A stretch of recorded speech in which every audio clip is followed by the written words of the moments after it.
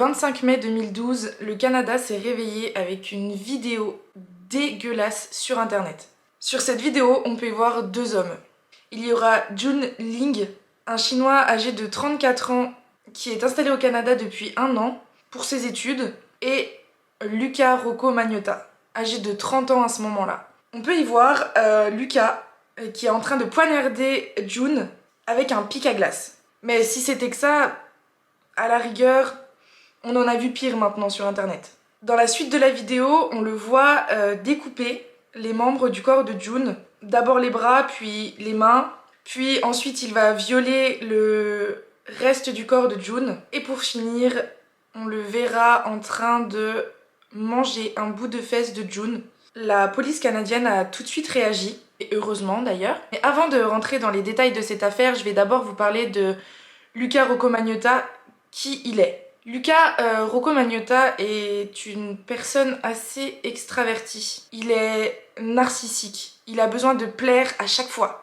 S'il fait quelque chose qui ne lui convient pas, il va s'énerver, se mettre en colère et recommencer jusqu'à ce que ça fonctionne. Il aime plaire énormément et il vit du travail du sexe. Il a été go-go dancer, mannequin nu et pour finir escorte. C'est là où il a le plus gagné.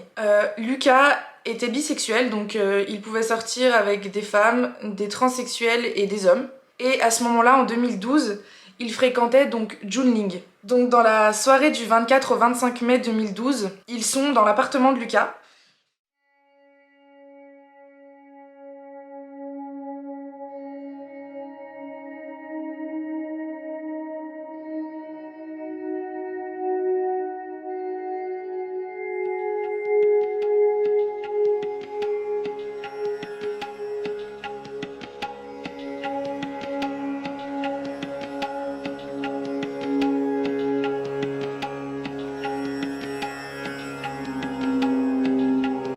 Il passe une soirée basique, il mange, il regarde un film. Et donc sur la vidéo, parce qu'on sait autant de détails grâce à la vidéo, dans la suite de la soirée, Luca va péter un plomb. Il va écouter la musique American Psycho, enfin du film American Psycho, puis va lancer la caméra et va commencer donc à poignarder Jun avec un pic à glace. Donc comme je vous l'ai dit avant, il va le découper puis après le manger.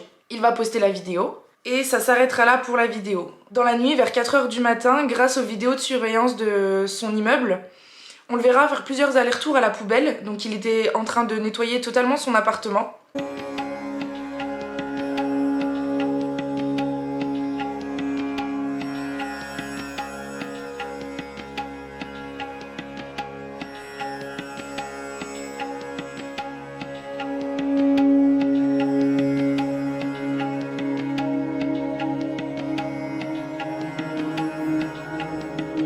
Puis dans la journée du 25, il va prendre un avion pour Paris.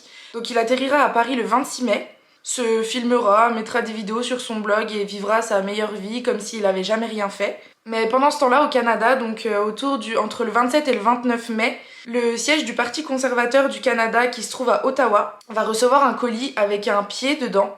Puis ce sera au tour du Parti libéral du Canada qui recevra un colis, mais cette fois-ci avec une main dedans. Ensuite, il va envoyer un autre colis dans une école où il y aura l'autre pied dedans.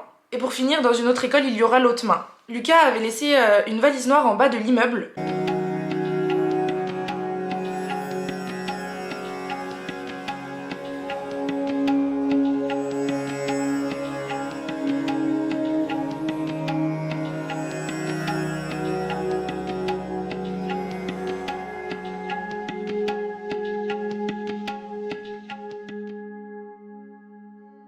Le concierge au début n'avait pas fait attention, n'avait pas prêté attention à la valise, il s'est dit que c'était quelqu'un qui l'avait oublié. Mais au bout de quelques jours, cette valise commençait à avoir une odeur très très forte, une odeur de cadavre. Et autour, il y avait plein de mouches et il commençait à avoir des vers blancs autour. Donc le concierge a appelé la police et c'est eux qui sont venus ouvrir la valise. Et à l'intérieur, il y avait le tronc, donc le reste du corps de Jun.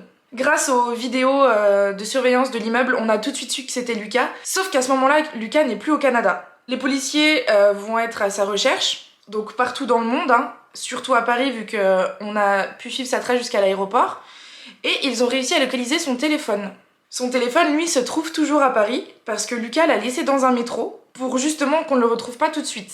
C'est quelques jours plus tard que un gérant d'un bar à Berlin va le reconnaître. Donc entre-temps, il a réussi à faire Paris-Berlin sans que personne le retrouve. Donc le gérant du bar va appeler la police allemande et ils vont tout de suite venir le chercher. Donc il sera condamné.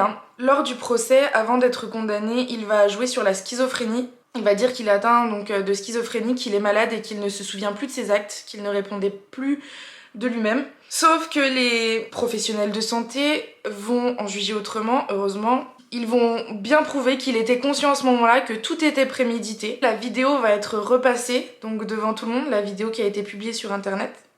Je vous rassure, entre-temps, elle a été supprimée d'internet, on peut pas la retrouver comme ça. Pendant le passage de la vidéo, Lucas a toujours regardé cette vidéo, mais au bout de 4 minutes de vidéo, il va tomber dans les pommes. Pour quelle raison, on ne sait pas. Bien évidemment, il va être condamné, et heureusement. Aujourd'hui, ce qu'on sait de Luca Rocco Magnotta, c'est qu'en prison, il a réussi à trouver l'amour et il a réussi à se marier. En prison, toujours, il n'est pas sorti depuis, heureusement. Donc, c'est tout pour cette histoire.